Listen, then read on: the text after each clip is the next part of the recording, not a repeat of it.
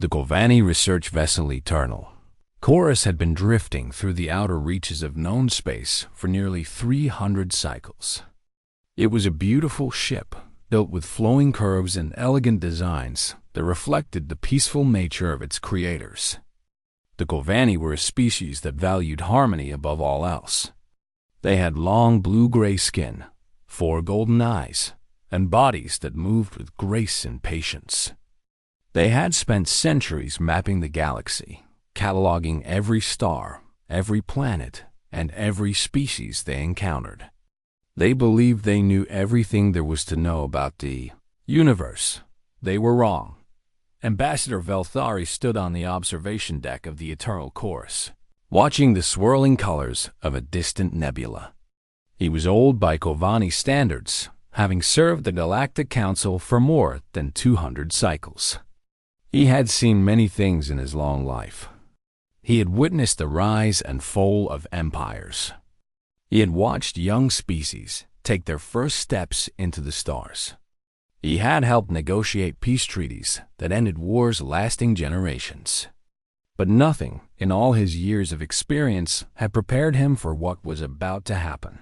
The censor officer, a young Kurvani named Sirith, was the first to notice the anomaly.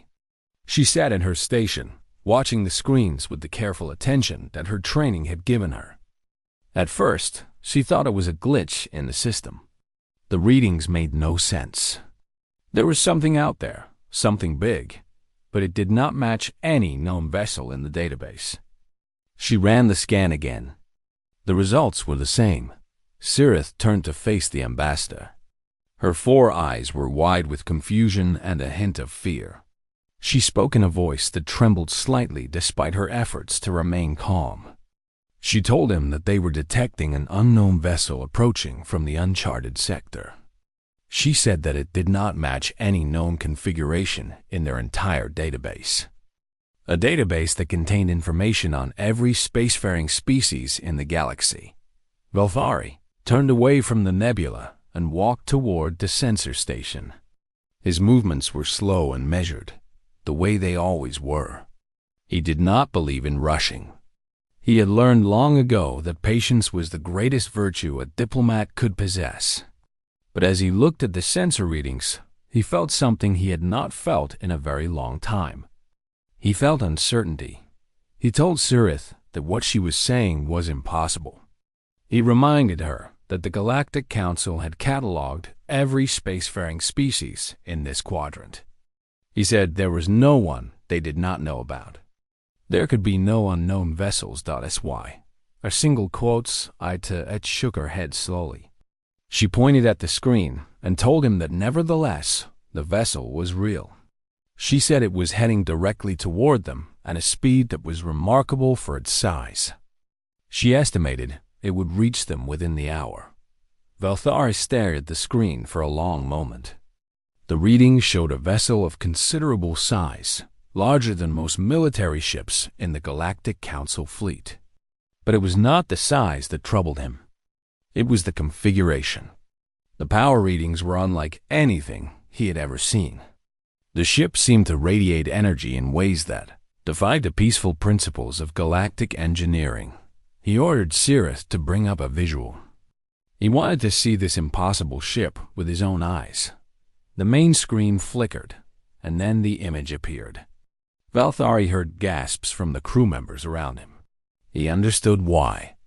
The ship that emerged from the darkness was nothing like the elegant vessels of the Galactic Council. Where their ships were built with curves and flowing lines meant to represent harmony with the universe, this ship was angular and harsh. It was covered in thick armor plating that looked like it could withstand the fury of a dying star. Weapons arrays dotted its hull, bristling outward like the spines of some ancient predator. The whole thing was painted in colors of gray and black, as if it had been designed to blend into the void itself. It was a warship. There was no other word for it. Every line, every angle, every detail of its construction spoke of a single purpose. This ship had been built to fight. It had been built to destroy. It had been built by a species that knew war in ways the Corvani could not imagine. Lothari felt a chill run through his body. In all his years of service, he had never seen anything like this. The Galactic Council had worked for millennia to create a civilization based on peace and cooperation. They had eliminated war. They had outlawed weapons of mass destruction. They had built a society where conflicts were resolved through diplomacy and understanding. And now, here was a ship that represented everything they had worked so hard to leave behind. The name painted on its bow was written in symbols. The translation system struggled to process. After a moment, the computer provided the translation. The ship was called the USS Resolute. Cirith reported that the vessel was scanning them. She said its sensors were more powerful than anything she had ever encountered. It was learning everything about them in mere moments. Velthari made a decision. He ordered her to open a communication channel. He would speak to whoever commanded this vessel. He would learn who they were and what they wanted. He would fulfill his duty as an ambassador of the Galactic Council. The channel opened, and the screen changed to show the interior of the unknown ship. Velthari found himself looking at creatures he had never seen before. They were bipedal, with two eyes set in forward-facing positions on their heads. Their skin came in various shades of brown and pink. They wore matching uniforms of dark blue, and they moved with a confidence that suggested they were completely at ease aboard their intimidating vessel. One of them stepped forward. He was tall for his species, with short dark hair and eyes that seemed to take in everything at once. He wore more decorations on his uniform than the others, suggesting he was their leader. He spoke in a language that the translation systems quickly processed. He introduced himself as Commander Daniel Hayes of the United Earth Navy vessel Resolute. He said they came in peace and were seeking to establish diplomatic relations with the civilizations of this region of space. Velthari studied this Commander Hayes carefully. The alien claimed to come in peace, yet he stood on the bridge of the most heavily armed vessel Velthari had ever seen. His words spoke of diplomacy, but his ship spoke of war. It was a contradiction that troubled the old ambassador deeply. He knew that this moment would change everything. The galaxy would never be the same again. These creatures, these humans, had arrived, and nothing would ever be the same. Commander Daniel Hayes had been in the Navy for 20 years. He had served on vessels ranging from small patrol craft to massive carriers. He had seen combat in the outer colonies and had helped evacuate civilians during the Great Solar Flare of 2157. He thought he had seen everything the universe had to offer. But standing on the bridge of the Resolute, looking at an alien face for the first time in human history, he realized that his entire life had been leading to this single moment. The alien on the screen was tall and slender, with blue-gray skin that seemed to shimmer slightly in the light. It had 4 golden eyes that watched him with an intensity that was both curious and cautious. When it spoke, its voice was deep and measured, the voice of someone who had spent a lifetime choosing words carefully. The alien introduced itself as Ambassador Velthari of the Kurvani Collective. It said that Daniel and his crew had entered Galactic Council space. It asked them to identify themselves and state their intentions. Daniel glanced at his executive officer, Lieutenant Commander Ashley Morgan. She was standing beside his chair, her posture straight and her expression calm. Ashley had been his second in command for 5 years, and he trusted her judgment more than anyone else on the ship. She gave him a small nod, telling him without words that she was ready for whatever happened. Next, Daniel turned back to the screen. He straightened his uniform and spoke clearly. He told the ambassador that he was Commander Daniel Hayes of the United Earth Navy vessel Resolute. He said they came in peace and were seeking to establish diplomatic relations with the civilizations of this region of space. The ambassador was quiet for a moment.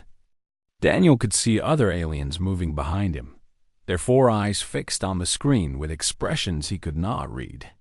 Finally, the ambassador spoke again. He said that Daniel claimed to come in peace, yet his ship bristled with weapons. He asked if the vessel was designed for war. Ashley leaned closer to Daniel and whispered that the aliens seemed confused by their design philosophy. Daniel nodded slightly. He understood the concern. To a species that had apparently never seen a human ship before, the Resolute must have looked like something out of a nightmare. It was covered in armor and weapons, built to survive anything the universe could throw at it. But that did not mean it was built for conquest. Daniel addressed the screen again. He told the ambassador that his ship was designed for protection. He said that humanity had learned through long and painful experience that peace was best preserved by those prepared to defend it. He explained that the weapons on his ship were not meant for conquest. They were meant to ensure that his people would never again be victims. The ambassador considered this for a moment. His 4 eyes blinked slowly, one pair after the other. He said he found this philosophy unusual. He told Daniel that the Galactic Council had long ago abandoned such thinking. He said they believed that true peace came from the absence of weapons, not from the accumulation of them. Daniel smiled slightly. He told the ambassador that he respected that belief. He said that perhaps humanity would reach that point someday. But for now, his people were still young among the stars. They were still learning. And until they learned enough to trust the universe completely, they would keep their weapons close. The ambassador seemed to accept this answer, though Daniel could tell he was not entirely satisfied. He invited Daniel and a small delegation to come aboard the Eternal Chorus for formal discussions. He said that this first contact between their species was a momentous occasion and should be treated with appropriate ceremony. Daniel agreed. He told Ashley to prepare a shuttle. He selected his team carefully. He would bring Ashley as his second in command, Diplomatic Officer Megan Torres to help with negotiations, and Security Chief Marcus Cole to ensure their safety. He did not expect trouble, but he had not survived 20 years in the Navy by being careless. The shuttle launched from the Resolute and crossed the void between the two ships. Daniel watched through the viewport as the Eternal Chorus grew larger. Up close, the alien vessel was even more elegant than it appeared on the sensors. Its hull was covered in intricate patterns that seemed to serve no practical purpose. They were there simply because they were beautiful. It was a ship built by a species that valued art as much as function. The shuttle docked, and Daniel led his team through the airlock. They found themselves in a corridor that was wider and taller than human ships typically built. The walls were curved and smooth, decorated with more of those intricate patterns. The lighting was soft and warm, very different from the harsh brightness of human vessels. Ambassador Velthari was waiting for them. He was accompanied by several other Kovani, all of them watching the humans with undisguised curiosity. Daniel noticed that none of them carried weapons. He made a mental note of this, but did not comment on it. The ambassador greeted them formally. He welcomed them aboard the Eternal Chorus and expressed hope that this meeting would be the beginning of a long and fruitful relationship between their species. He then led them through the ship toward what he called the Hall of Reflection, where important discussions were traditionally held. As they walked, Daniel took in everything around him. The ship was beautiful, he had to admit, but he also noticed things that troubled him. There were no defensive systems that he could see, no armor plating, no emergency bulkheads. The ship was built entirely for exploration and diplomacy, with apparently no thought given to what might happen if something attacked it. Ashley noticed it too. She leaned close and whispered that these aliens had no idea how to defend themselves. She said their ship was completely vulnerable. Daniel nodded, but said nothing. He did not want to seem rude, but he could not help wondering what kind of galaxy these aliens lived in. What kind of universe allowed a species to travel between stars without ever needing to defend itself? They reached the Hall of Reflection. It was a large circular room with a domed ceiling that showed a holographic image of the stars. In the center of the room was a round table surrounded by chairs designed for Corvani bodies. The ambassador apologized for not having furniture suited to human forms. He said they had not known what to expect. Daniel told him not to worry. He said humans were adaptable. He pulled out one of the chairs and sat down, ignoring the fact that it was slightly too tall for him. His team did the same. The ambassador sat across from them. He folded his long fingers together and studied Daniel with those 4 golden eyes. He said he had many questions about humanity. He wanted to know where they came from, how they had developed such powerful technology, and why they had chosen to build ships of war when the galaxy offered so many peaceful alternatives.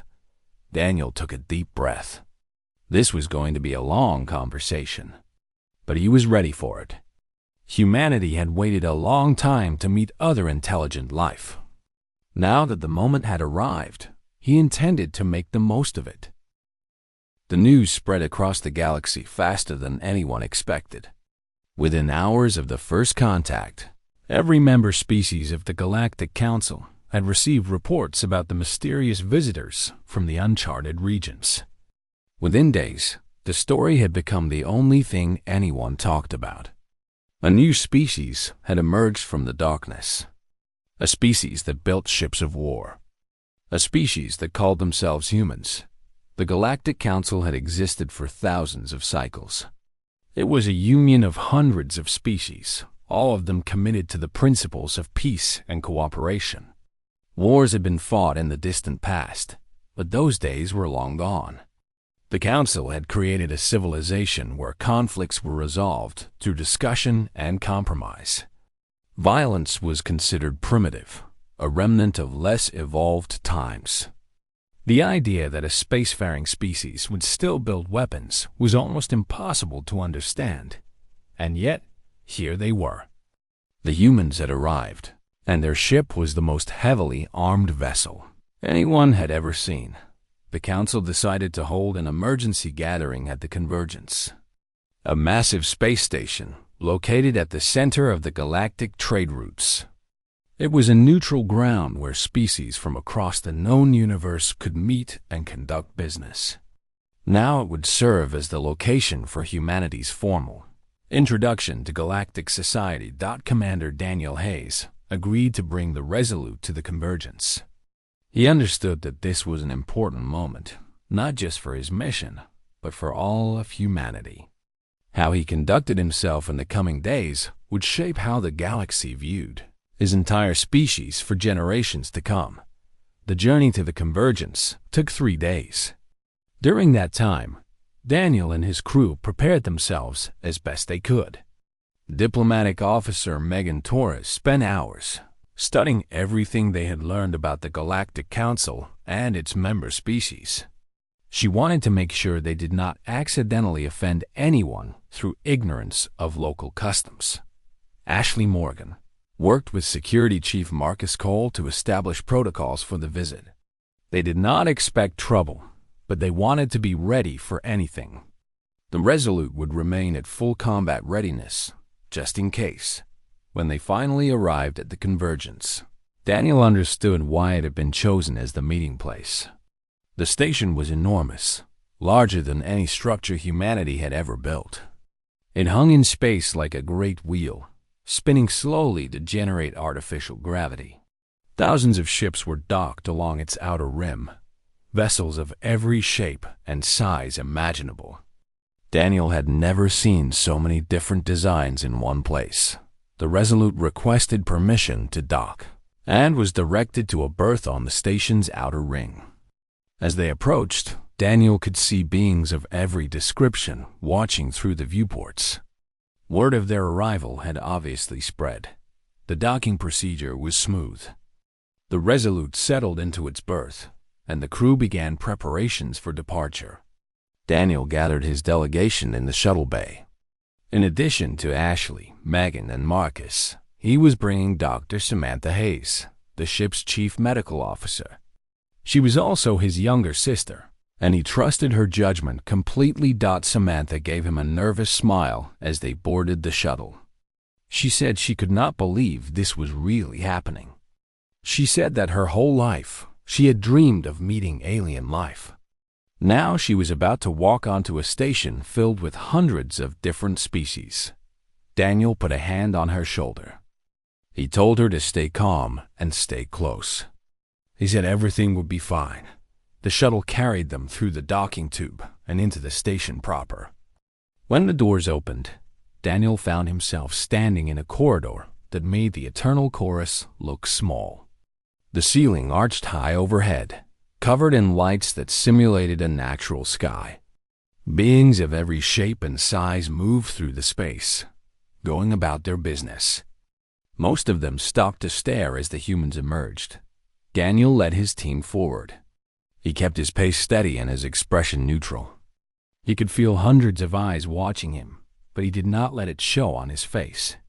He had learned long ago that confidence was the most important tool a commander possessed. They were met by a delegation of council representatives. At the front was Ambassador Velthari, who had apparently traveled ahead to prepare for their arrival. Beside him stood beings that Daniel had never seen before. There was a tall insectoid creature with gleaming black armor and clicking mandibles. There was a being made entirely of light, flickering and shifting as if it could not quite hold a single form. There was a massive creature that looked like it was made of living stone, its face carved into an expression of permanent seriousness. Velthari introduced each of them. The insectoid was Trade Minister Crystal of the Tyuraki Consortium. The light being was Observer Luminex of the Valorian Collective. The stone creature was Lord Granite of the Kelvin Empire. Together, they represented some of the most powerful factions in the Galactic Council. Each of them studied the humans with obvious interest. Daniel noticed that they kept glancing at the weapons on Marcus Cole's belt. It seemed that even here, in the heart of civilized space, the sight of armed beings was unusual. Velthari led them through the station toward the great council chamber. As they walked, he explained what would happen. The humans would be presented to the full council. They would be asked questions about their species, their history, and their intentions. Based on their answers, the council would decide how to proceed with diplomatic relations. Daniel asked what outcomes were possible. Velthari was quiet for a moment. Then he said that the council could vote to welcome humanity as a friend. They could vote to establish limited contact while further assessments were made. Or they could vote to quarantine human space and prevent any further contact until humanity demonstrated that it was ready to join civilized society. Daniel understood the implications. The galaxy was not sure what to make of them. Their ships scared people. Their weapons made them seem dangerous. Everything depended on how they presented themselves in the coming hours. They reached the council chamber. It was a vast circular room, filled with tiered seating that rose up toward a domed ceiling. Hundreds of beings were already seated, representatives from every corner of the galaxy. At the center of the room was a raised platform where the humans would stand during their presentation. Daniel took his place on the platform. His team arranged themselves behind him. He looked out at the assembled beings and felt the weight of history pressing down on his shoulders. This was the moment that would define humanity's place in the universe. High Arbiter Zorath, the crystalline being who led the council, rose from his seat and spoke. His voice echoed through the chamber like the ringing of bells. He welcomed the representatives of humanity to the Galactic Council. He said that this was a historic occasion, the first contact between their civilization and a new species in over 1,000 cycles. Then he asked the question that Daniel had been expecting. He said that the council had reviewed the scans of the human vessel. He noted that its weapons were crude but powerful. He observed that its armor was thick beyond any practical necessity. He pointed out that its engines burned with barely contained fury. He wanted to know why a species claiming to seek peace would build such an instrument of destruction. Daniel stood tall. He looked directly at the High Arbiter and began to speak. He knew that his next words would shape the future of his entire species. He had to get them right. Daniel took a moment to collect his thoughts. The council chamber was silent, hundreds of alien eyes fixed upon him. He could feel the weight of their judgment, their fear, their curiosity. They wanted to understand these strange beings who came from the darkness in ships built for war. He owed them an explanation. He began by telling them about Earth. He described a small blue world circling an ordinary star in an unremarkable corner of the galaxy. He told them about the oceans and the mountains, the forests and the deserts. He painted a picture of a planet that was beautiful but also harsh, a world where survival had never been guaranteed. Then he told them about human history. He did not hide the truth. He spoke of the wars that had marked their journey from caves to cities. He told them about the conflicts that had killed millions, the weapons that had threatened to destroy everything they had built. He explained that humans had spent most of their existence fighting each other, struggling for resources, for territory, for ideas that seemed important at the time. The council listened in silence. Some of them seemed horrified. Others seemed fascinated. A few seemed to understand. Daniel continued. He said that humans had learned hard lessons from their history. They had learned that peace was precious and fragile. They had learned that threats could come from anywhere at any time. They had learned that the only way to protect what they loved was to be strong enough to defend it. He looked at the High Arbiter directly. He said that the Resolute was not a ship of conquest. It was a ship of protection. Every weapon, every piece of armor, every system on that vessel existed for one purpose. That purpose was to ensure that the people aboard it could survive whatever the universe threw at them. Humans did not seek war, but they would never again allow themselves to be helpless. The High Arbiter considered this for a long moment. His crystalline form flickered with colors that Daniel could not interpret. Finally, he said that he found this philosophy troubling. He said the Galactic Council had long ago learned that the presence of weapons created the temptation to use them. He asked how humans could claim to want peace while surrounding themselves with instruments of death. Daniel was about to respond when a commotion erupted near the chamber entrance. A Kovani official rushed in, pushing past the guards with obvious urgency. He ran directly to Ambassador Velthari and spoke rapidly in a language the translation system struggled to process. Velthari's 4 eyes went wide with shock. He rose from his seat and addressed the council. His voice trembled as he spoke. He said that they had received an emergency transmission from one of their colonies on the edge of explored space. The colony was under attack. A wave of murmurs swept through the chamber. The High Arbiter demanded to know who was attacking. Velthari answered with a single word that sent fear rippling through the assembled beings. The VR single quotes KETH. Daniel did not know that name, but he could see the effect it had on the council. Several species seemed to shrink in their seats. Others exchanged worried glances. Even the massive Lord Granite of the Kelvin Empire seemed disturbed. The High Arbiter explained for the humans' benefit. He said the Verkith were a nomadic raider species that existed outside the boundaries of civilized space. They preyed on weak and undefended worlds, taking what they wanted and destroying what they did not need. The Council had tried for centuries to negotiate with them, but the Verkith had no interest in peace. They lived for conquest and plunder. Velthari spoke again, desperation clear in his voice. He said that the colony had no defenses. It was a research outpost, home to scientists and their families. Nearly 10,000 Kovani lived there. Their nearest warship was 12 cycles away. By the time help arrived, everyone would be dead. The chamber fell into despair. Daniel watched as the most powerful beings in the galaxy struggled to find a solution and failed. They had built a civilization based on peace, and now that peace had left them helpless. He turned to Ashley. He asked her how fast the Resolute could reach the colony. Ashley had already been calculating. She said they could be there in 6 hours at maximum speed. Daniel looked at his team. He saw determination in their eyes. They all understood what he was about to do. Megan Torres gave him a small nod. Marcus Cole's hand moved instinctively toward his weapon. Samantha Hayes straightened her shoulders with quiet resolve. Daniel turned back to face the council. He raised his voice so that everyone could hear. He said that the Resolute would defend the colony. The chamber went silent.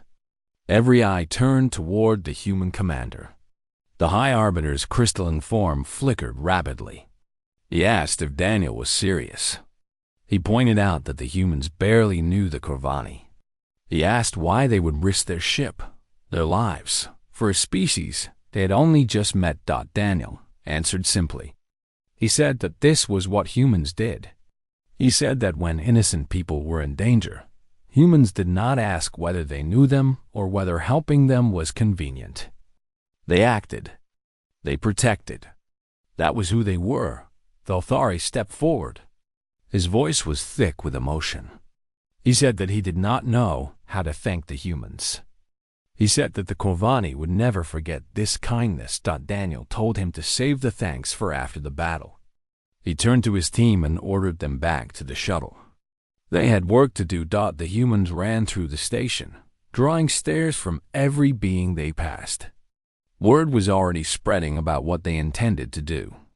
By the time they reached their shuttle, a crowd had gathered to watch them depart. Daniel did not have time to acknowledge them. He boarded the shuttle and ordered the pilot to get them back to the Resolute as fast as possible. Every minute counted. Every second could mean the difference between life and death for the people on that colony. The Resolute was ready for them. The crew had been monitoring the council proceedings and had already begun preparations. As soon as Daniel stepped onto the bridge, he started giving orders. He told Navigation Officer Kevin Park to plot a course for the Corvani colony at maximum speed. He told Weapons Officer Ryan Mitchell to bring all systems to full combat readiness. He told Tactical Officer Nicole Saunders to prepare firing solutions for multiple targets. The ship hummed with energy as it powered up. Daniel sat in his command chair and watched the view screen as the convergence station fell away behind them. The engines roared, and the stars stretched into lines as they jumped to faster than light speed. Ashley took her position beside him. She said quietly that the council members probably thought they were crazy. She said that most species would never risk themselves for strangers. Daniel smiled slightly. He said that was exactly why they needed to do it. He said that if humanity wanted to earn a place in this galaxy, they had to show who they really were. Not just warriors. Not just builders of weapons. The protectors of those who could not protect themselves. The Resolute raced through the void, carrying its crew toward battle. Behind them, the Galactic Council watched and waited, uncertain what to make of these strange beings who ran toward danger instead of away from it. The 6 hours passed slowly on the bridge of the Resolute. Every crew member was at their station, every system running at peak efficiency. They had trained for moments like this, but training could never fully prepare anyone for the reality of combat. Daniel walked among his people, offering words of encouragement and quiet reassurance. He wanted them to know that he believed in them. When they finally dropped out of faster than light speed, the colony was directly ahead. It was a small world, barely larger than Earth's moon, with a thin atmosphere and rocky terrain. The Corvani had built their research outpost in a valley protected from the worst of the planetary winds. From orbit, Daniel could see the domed structures and the landing pads, the gardens and the walkways. It looked peaceful. It was not peaceful anymore. 3 Virkith raider ships hung in orbit above the colony. They were ugly vessels, built from salvaged parts and stolen technology. Their hulls were covered in spikes and jagged edges, designed to intimidate as much as to function. Scorch marks on the colony below showed that they had already begun their attack. Tactical Officer Nicole Saunders reported the situation. She said the raiders had been hitting the colony for about an hour. The colonists had retreated into their main dome, which was still holding. But it would not hold much longer. The Verkith were preparing for a final assault. Daniel made his decision instantly.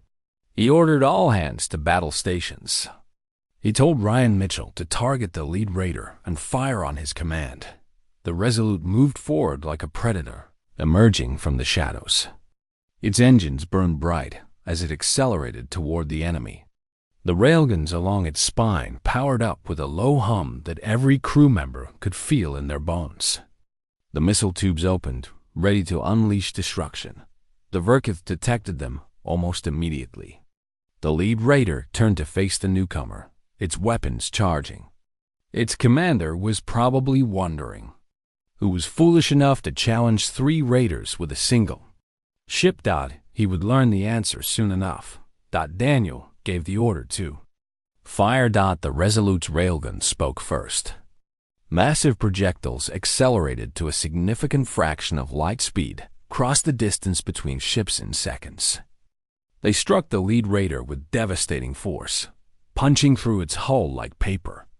The raider shuddered, explosions rippling across its surface. Then it broke apart, scattering debris in every direction. The second raider tried to flee. Its engines flared as it turned away from the battle, seeking the safety of open space. It never made it. Ryan Mitchell was already tracking it. A volley of guided missiles launched from the Resolute's tubes, racing after the fleeing ship with relentless precision.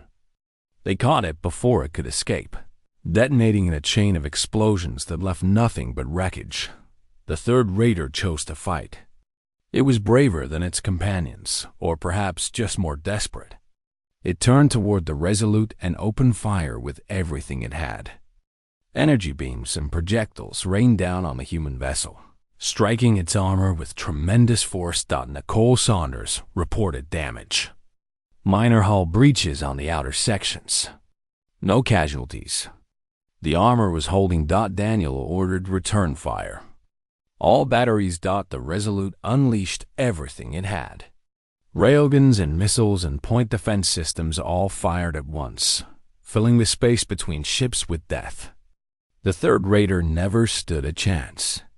Its shields failed in seconds. Its armor held for only a moment longer. Then it was gone, reduced to a cloud of expanding debris. The battle had lasted less than 5 minutes. Silence fell over the bridge.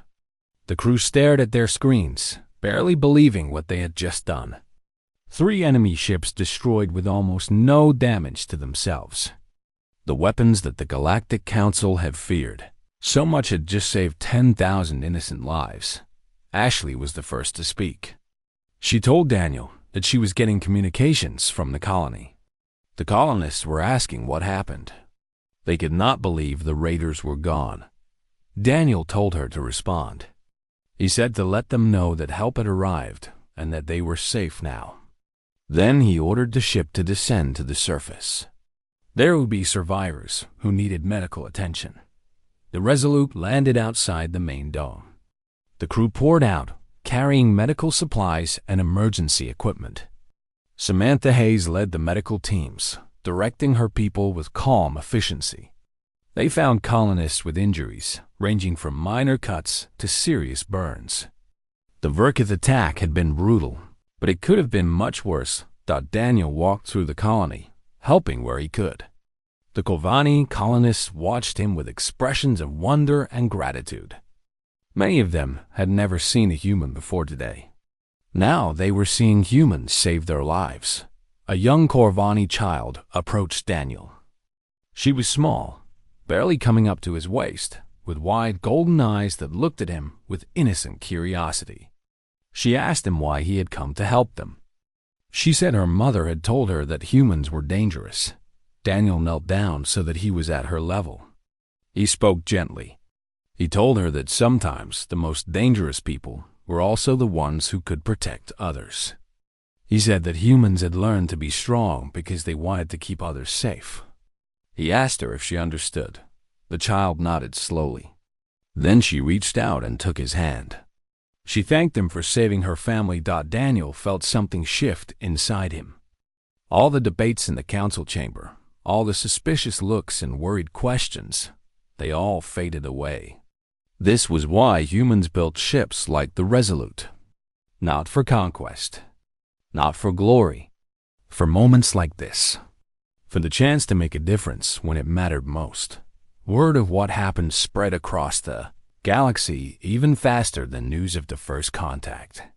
The species that had feared humanity now saw them in a different light. The warriors who built ships of war had used those ships to save innocent lives. They had asked for nothing in return. They had simply acted because it was the right thing to do. When Ambassador Velthari arrived at the colony 3 days later aboard a Corelli relief vessel, he found the humans already preparing to leave. The colonists were safe. The wounded had been treated. There was nothing more for the Resolute to do here. Velthari sought out Daniel. He found the human commander standing on a hill overlooking the colony, watching the sunset paint the sky in shades of orange and purple.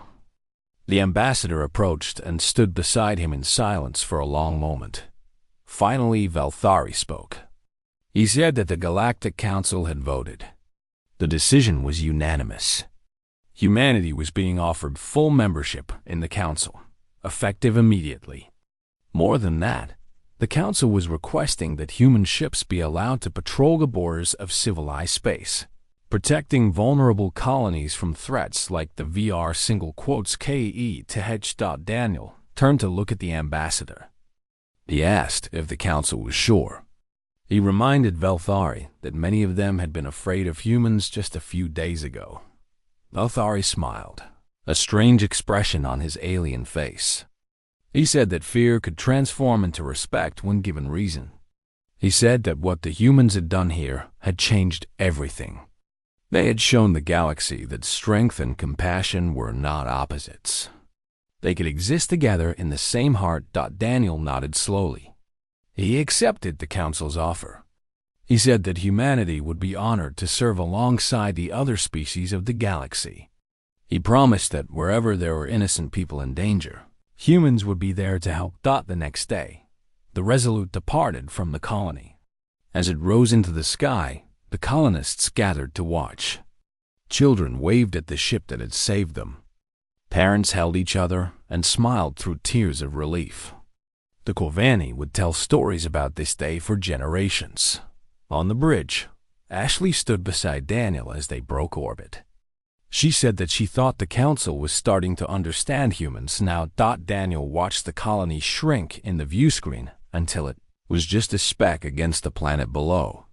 He said that understanding took time, but they had made a good start. They had shown the galaxy what humanity could be at its best. Somewhere out in the darkness of space, other human ships were already receiving the news. The Resolute had opened the door. Now, all of humanity would walk through it, ready to write new chapters in the endless story of their species. They would face challenges and dangers they could not yet imagine, but they would face them together, as they always had, and the galaxy would learn that there was nothing more powerful than humans who had something worth protecting.